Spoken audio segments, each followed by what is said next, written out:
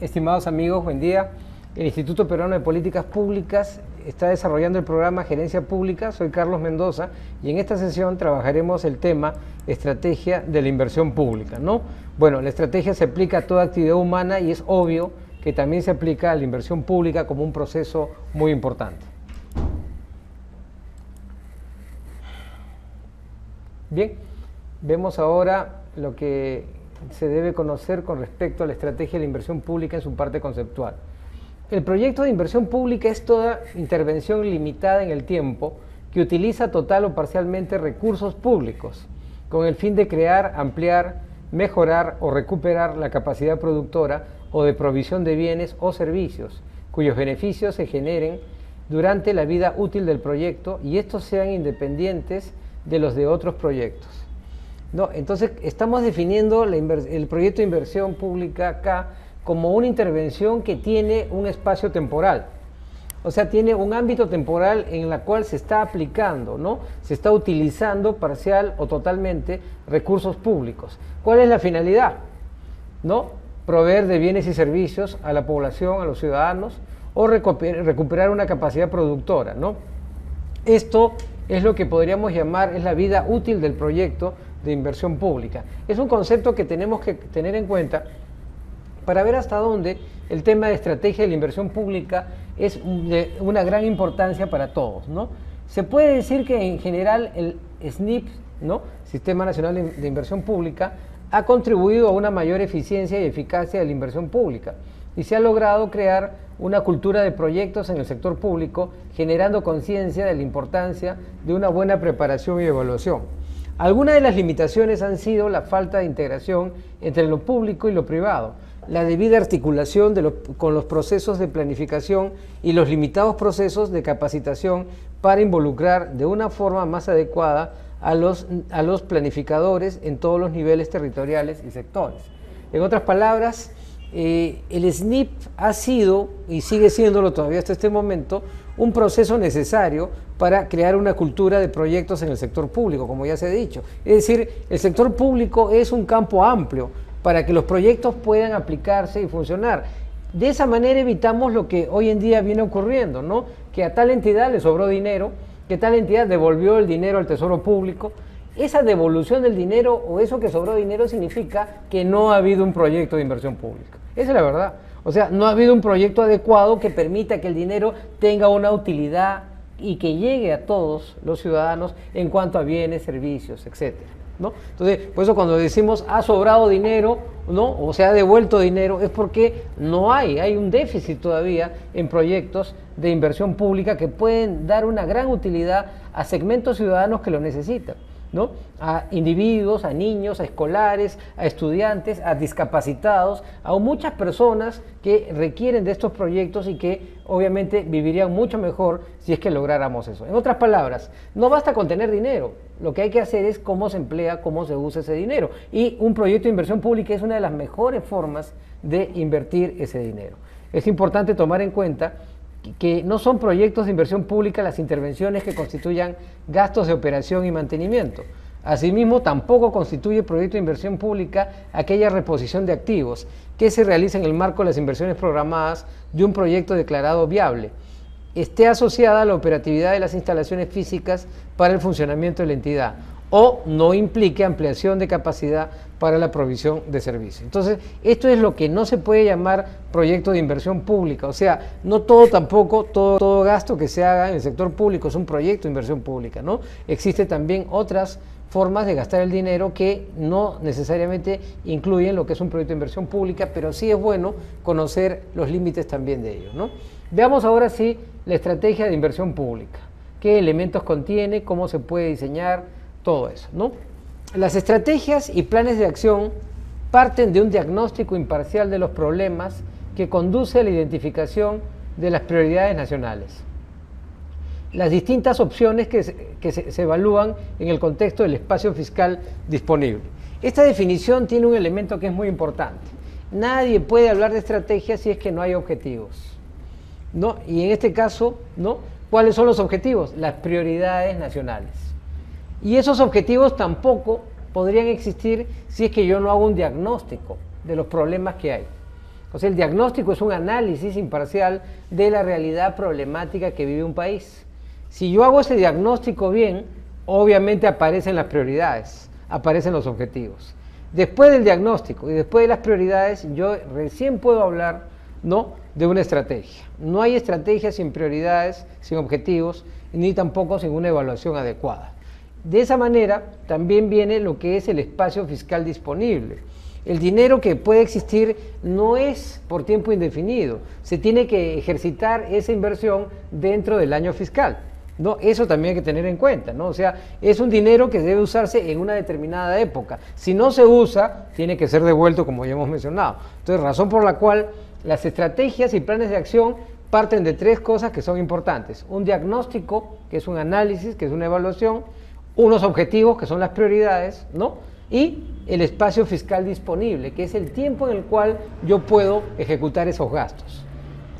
Los gobiernos desarrollan estrategias nacionales y sectoriales, acompañadas por planes de acción con objetivos y plazos específicos, normalmente en un espacio de 3 a 5 años. Bueno, 3 a 5 años es el espacio que se establece usualmente, que comprende lo que es un mandato de un gobierno, que comprende lo que puede ser también el mandato de un gobierno regional o local. Entonces, por ese motivo, las estrategias deben desarrollarse tomando en cuenta ese ámbito temporal, ese tiempo en el cual pueden tener vigencia. Una estrategia de largo plazo de acá a 20 años obviamente no estaría dentro de este tipo de estrategia de inversión pública. La inversión también tiene su momento, tiene su espacio de tiempo y debe ser realizada tomando en cuenta este criterio. También abordan todas las cuestiones de financiación, implementación, seguimiento y participación. O sea, todo lo que es financiar este proyecto, implementarlo, hacer un seguimiento y tener elementos de participación también forman parte de esta estrategia de inversión pública. En resumidas cuentas, la estrategia parte de todo este diagnóstico que se hace de las prioridades nacionales, del espacio fiscal disponible. La estrategia tiene que hacerse para un plazo de 3 a 5 años y también abordan cuestiones como el seguimiento, la implementación, la financiación y todos los aspectos importantes para la misma estrategia.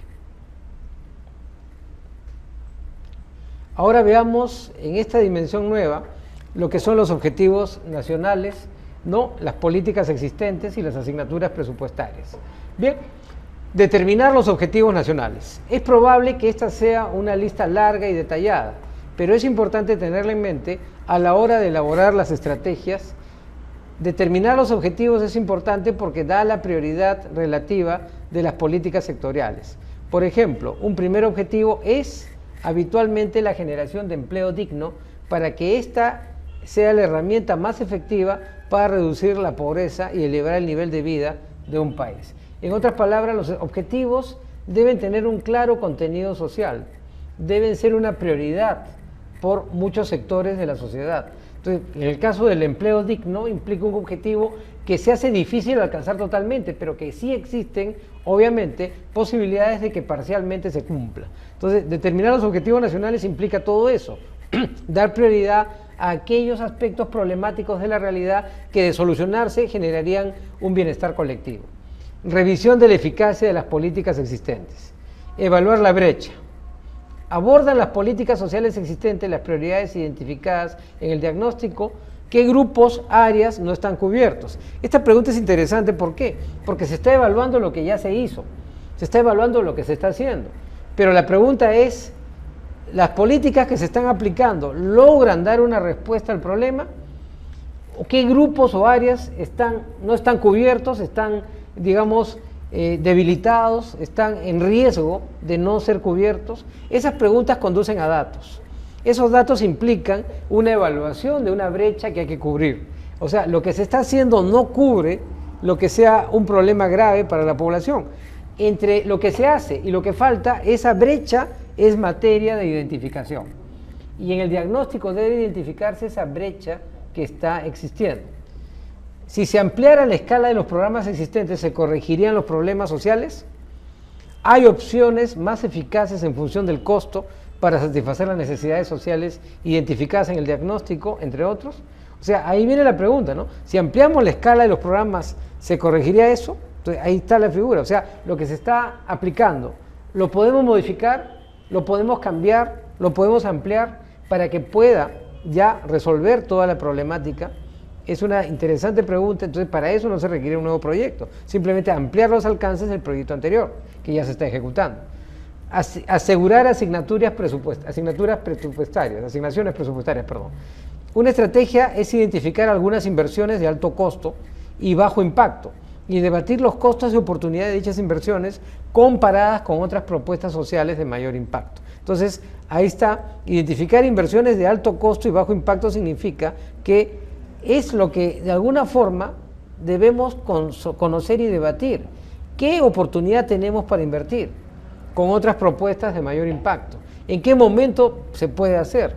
¿Cuándo se puede hacer? ¿Con qué recursos lo podemos hacer? Entonces, la estrategia implica eso, asignaciones presupuestarias. Cualquier pregunta, interrogante que nazca de la estrategia de un proyecto de inversión pública necesariamente conduce a un presupuesto. O sea, siempre es medible en términos monetarios, en términos de carácter económico. Viene la pregunta que es un colofón necesario. ¿Cómo aumentar la inversión pública? Una pregunta que puede diferenciar a un gobierno exitoso de otro. Una pregunta que también puede conducir a un nivel de gobernabilidad. Una pregunta que puede ser comparada también con otros países, ¿no? Por eso se habla de muchos países que pueden tener muchos méritos reconocidos internacionalmente de aumentar la inversión pública.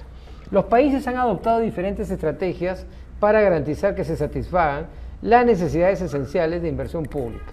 Por ejemplo, Reino Unido, ante el temor de que un nivel relativamente bajo de inversión pública durante varios años pudiese perjudicar el desempeño de la economía en el largo plazo, adoptó a mediados de la década de los 90 la denominada regla de oro, que le permite endeudarse para financiar proyectos de infraestructura y otras inversiones en activos de capital.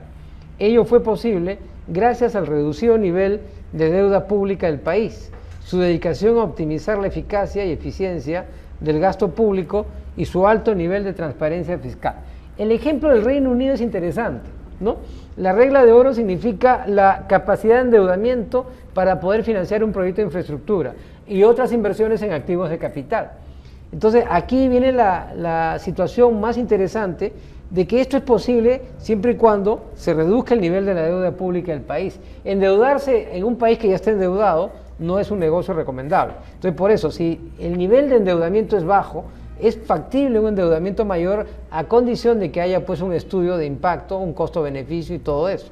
Entonces, optimizar la eficacia y eficiencia del gasto público y un alto nivel de transparencia fiscal para evitar actos de corrupción, para evitar desvío de fondos o también lo que muchos dicen, ¿no?, devolver fondos que no se pudieron usar.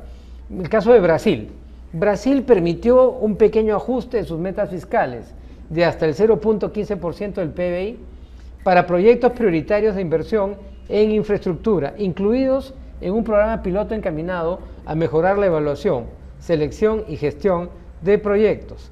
Se juzgó que los posibles beneficios de una iniciativa que lograra demostrar cómo mejorar la calidad de la inversión pública en infraestructura eran suficientemente importantes como para justificar el pequeño riesgo de una moderna flexibilización fiscal en un contexto de un sólido desempeño fiscal global.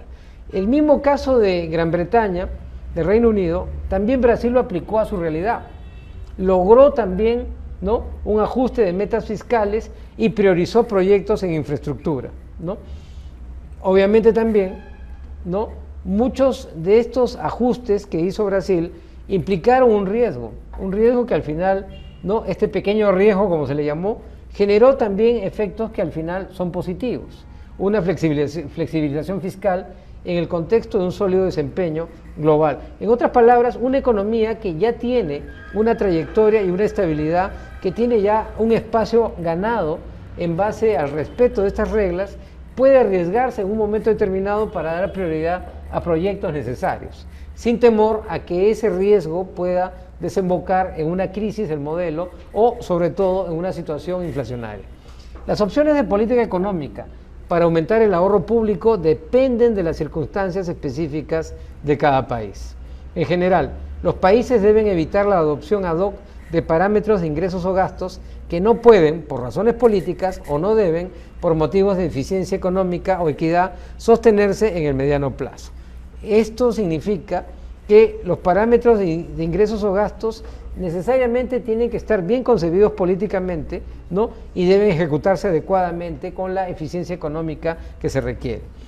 En la mayoría de los casos solo puede lograrse un incremento duradero del ahorro público si se amplía la base tributaria, se hace más eficiente la recaudación impositiva y se reduce la evasión. Se atenúa la rigidez presupuestaria, se racionaliza la administración pública y los sistemas de la seguridad social y se refuerza la gestión del gasto público para evaluar mejor la productividad de los programas emprendidos. En otras palabras, incrementar el ahorro público significa que el sistema tributario de un país sea muy eficiente, que evite la evasión o las sanciones, que evite cualquier tipo de infracción tributaria también, que evite una serie de conductas que tienen los contribuyentes para no pagar sus tributos, que la recaudación sea eficaz, que las atribuciones que tenga, ¿no?, el ente recaudador sean adecuadas y no vulneren derechos, y esta sería la forma más segura de evaluar la productividad de los programas emprendidos. Sería una garantía para que esos programas puedan ejecutarse adecuadamente, ¿no? ¿Cómo mejorar la eficacia en la asignación como en la ejecución de los recursos de inversión pública, ¿no? Bien, aquí tenemos un flujo interesante. El gobierno nacional debe establecer una política financiera clara y predecible para la asignación de los recursos nacionales de inversión. O sea, la regla de juego debe estar clara desde el primer día. No solo porque están en la Constitución, sino también porque están en un programa de un presidente que recién inicia su mandato. Entonces, ahí está. Estas reglas claras deben ser predecibles. O sea, el comportamiento del gobierno deberá ser predecible para el quinquenio que se inaugura. Y ahí también se asignan los recursos nacionales de inversión. Esto es el punto número 1 para que haya eficacia en la ejecución de los recursos de inversión pública. Además, establecer una política financiera que asegure la operación y mantenimiento de la inversión ya realizada. O sea, lo que ya se realizó debe mantenerse y asegurarse. Acá, la Dirección de Presupuesto por Resultados del MEF debe realizar planes estratégicos presupuestales, ¿no?, al menos en los 6 sectores definidos como prioritarios. Esto significa que lo que ya se viene ejecutando debe continuarse ejecutando con los mismos controles, con la misma evaluación de cualquier nuevo proyecto, hasta que culmine en forma exitosa, y aún así también hay que hacer un control de cómo culminó y cómo se ejecutó ese proyecto. Y siguiente sería establecer una política financiera definida para la asignación de los recursos subnacionales de inversión, ¿no? Entonces, una política financiera clara, definida, que no genere dudas, que sea predecible, que dé tranquilidad a los agentes económicos. Más abajo dice establecimiento de la carrera pública profesional en base a criterios de selección técnico y política meritocrática de ascensos. Hoy en día en el Perú prácticamente la carrera pública ha desaparecido. ¿Por qué? Por muchos factores. La inestabilidad de esa carrera pública, la falta de méritos de los funcionarios que están en la carrera pública, la falta de incentivos que da la carrera pública, los sueldos reducidos. Muchas veces se piensa que cuanto más se reduce el sueldo del profesional que ingresa a la carrera pública, mejor, lo cual es un error, ¿no? El sueldo debe estar acorde con la función, acorde con el desempeño, acorde con la evaluación y acorde con la responsabilidad del funcionario que ocupa un cargo. Por eso la llamada meritocracia implica justamente que la carrera pública se vuelva atractiva para los profesionales exitosos, para aquellas personas que tienen capacidad, tienen grados y títulos, ¿no? Tienen posgrados también, tienen experiencia laboral también. O sea, no basta tener grados, también hay que tener experiencia que acredite y garantice que se va a desarrollar un desempeño adecuado al ocupar un cargo público. No olvidar que el cargo público es financiado por todos los contribuyentes, es pagado por todos los peruanos. Por ese motivo, los peruanos están en su derecho de exigir que los funcionarios no solo trabajen, sino trabajen bien, cumplan exitosamente su función y tengan también la posibilidad de hacer carrera. O sea, hacer carrera significa promoverse en esa trayectoria, en la línea de carrera que es el sector público, y obviamente obtener pues ingresos acordes con las necesidades de ellos y que sean también un estímulo permanente, ¿no? Digamos, satanizar la carrera pública o el funcionario o el burócrata, como le llaman, es totalmente inadecuado. Hoy en día el sector público es tan importante como el privado en la medida que maneja planes que son necesarios y también mueve recursos que son de todos los peruanos. Luego viene la integración de los procesos de los distintos sistemas administrativos del Estado, con una mirada de proceso continuo y no de compartimento estanco. Este tema es interesante, ¿por qué? Porque como en el caso de la educación, en el caso de los contratos del personal del Estado, debe haber una unidad, no puede haber 15 regímenes distintos, u 8 o 7, en la cual uno ingresa a un régimen, hace lo mismo que hace otra persona en otro régimen, pero la otra persona gana 5 o 10 veces más y hace exactamente lo mismo. Esa es una discriminación, es una injusticia y eso atenta contra una carrera pública que puede tener proyección. Entonces, no puede haber tantos regímenes distintos, hay que unificarlos sobre la base de la carrera pública y sus méritos que debe tener. Y hay un programa agresivo de capacitación y asistencia técnica en procedimientos y herramientas de gestión de los principales sistemas administrativos del Estado. Si yo quiero hablar de una carrera meritocrática, debo hablar de la capacitación. La capacitación es siempre, es para todo momento. No tiene nada que ver con las edades. Lo que sí tiene que ver es con el cargo, la función, el rol que ocupa el funcionario. Eso sí tiene que ver. No es de que ya una persona de base 4, base 5 ya no puede capacitar. No, de más que se puede capacitar y sigue siendo tan útil como antes. Es más, la capacitación debería ser hasta obligatoria para que acumule puntaje y la carrera se vuelva atractiva para él mismo, justamente el mismo funcionario que está dentro de ella para poder ascender más adelante. Debería tener rango obligatorio y eso no afecta a ninguna libertad, no afecta a ningún derecho, al contrario, permite que el personal del Estado esté continuamente capacitándose y dé un servicio mucho más adecuado. Estimados amigos, buen día, muchas gracias, será hasta la próxima oportunidad.